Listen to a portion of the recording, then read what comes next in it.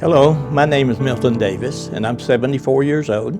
My brothers and I were the first three children into Hillcrest Home, and it opened in 1944. I've had a wonderful life, and this is my story. I was 3 years old when I came to Hillcrest Children's Home. Unfortunately, there was a situation in our family that really left us without a home. Our daddy was an alcoholic, and he came home one day after driving his drink truck, RC Cola, I believe it was, and he offered us a drink, which we always looked forward to. But Mom said, "No, we're just about to have supper." And he had been drinking already that day, and because that made him mad, he picked up his shotgun and killed her.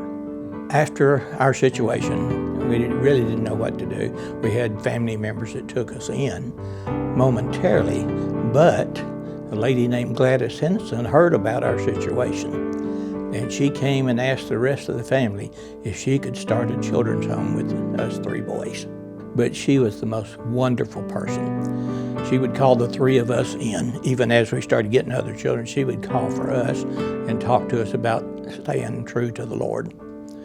She really encouraged us and made us feel okay, even though it was traumatic being in a children's home.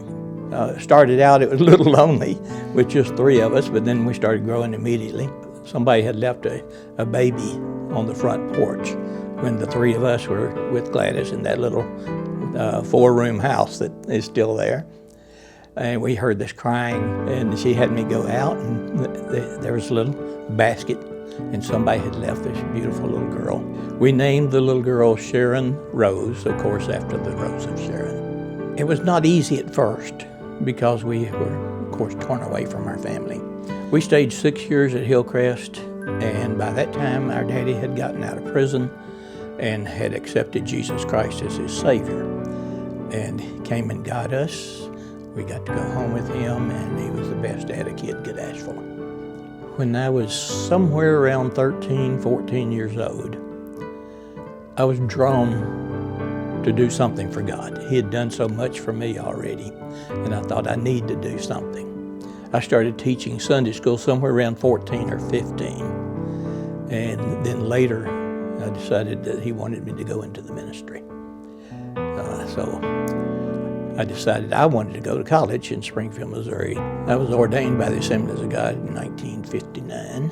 The rest is sort of history. I just started preaching and continued it. Had various ministries though, but for about 20 years I traveled and preached for the deaf. I wanted to minister to them. I had been taught to minister to the deaf while I was in college, and we decided to do that for a while too. So we've had a various ministry. God has used me in all of them, and I'm just thankful that he did. If Gladys Henson had not been there for us, our daddy would have been in prison. We had no mother. We had relatives, but each of them had 5, 6, 7 kids. I don't know what kind of life we would have led. I know we would have been in sorrow. So the fact that Gladys was available by God's calling saved our lives in reality. I've seen that every church has a need for a place like Hillcrest. Every church has children who have been abused, abandoned, and because of that, there has to be a place like Hillcrest Children's Home. Today, Hillcrest is called the Assemblies of God Compact. Of course, that word compact stands for compassionate action, which I certainly experienced while I was there. I really thank you for caring about people like me. Your compassionate actions rescued my family. I can truly say Jesus redeemed me through Hillcrest Children's Home. You definitely helped me have a wonderful life.